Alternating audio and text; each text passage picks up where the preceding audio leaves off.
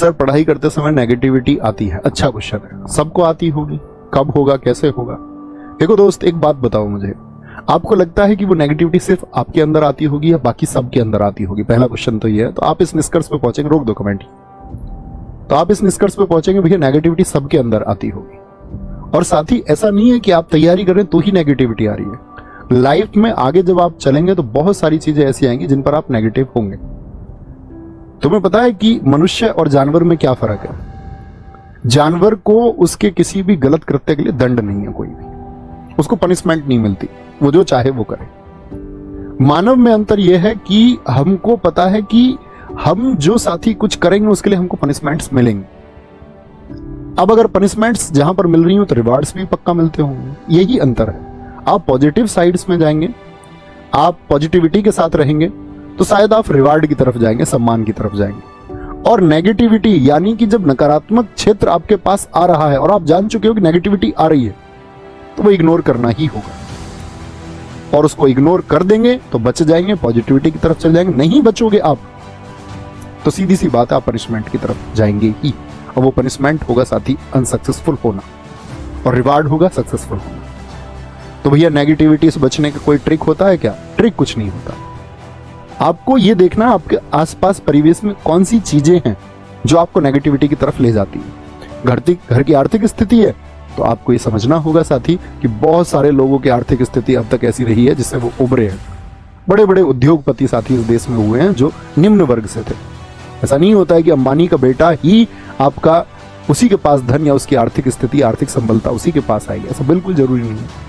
बहुत सारे लोगों ने करके दिखाया है निम्न वर्ग से, और बहुत आर्थिक स्थिति उन्होंने अपनी मजबूत की है। तो आपको ये सोचना होगा कि हम जो परेशान हो रहे हैं, क्या सच में परेशानी हल है या फिर एक सही रणनीति हल होगी? तो आप पहुंचेंगे भैया सही रणनीति हल होगी, उसी के द्वारा हल हो सकता है। भैया मैंने आपकी क्लासेस में सिलेबस के अलावा बहुत कुछ सीखा है। अच्छी बात है साथी, सीखना जरूरी है। नहीं सीखोगे तो फिर डम माइंड हो जाओगे, ठीक है।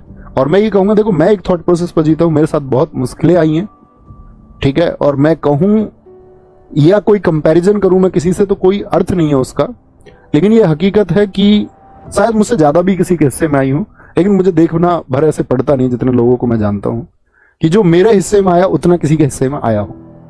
सपने भी टूटे हैं, घर की कमजोर हालत भी देखी है, मैंने उस घर में भी जीवन जिया है जो एक तरफ से आर्थिक संबल था बहुत कई पीढ़ियों से, और पिछली 1-2 पीढ़ियों से बहुत कमजोर हो गए आर्थिक रूप से।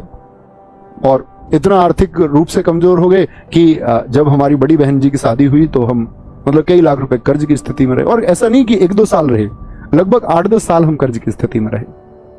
5 बहन भाई हम पढ़ते रहे, सब कुछ अच्छा हुआ। तो मैंने जो कुछ सीखा सिर्फ वही एक परेशानी नहीं, ना जाने कितनी तमाम परेशानियां।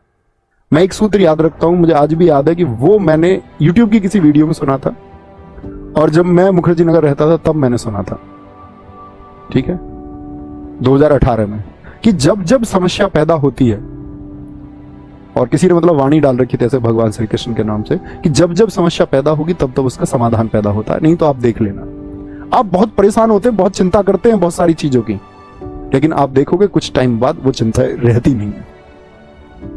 वक्त लग सकता है, महीने लग सकते हैं, साल लग सकते हैं, लेकिन सॉल्यूशन तो पैदा होता है साथी। अब भी याद रखना, चिंता नहीं करनी है, कुछ परेशानी आई है तो उसका सॉल्यूशन पैदा हुआ है, तो उसके साथ रहिए, ठीक है।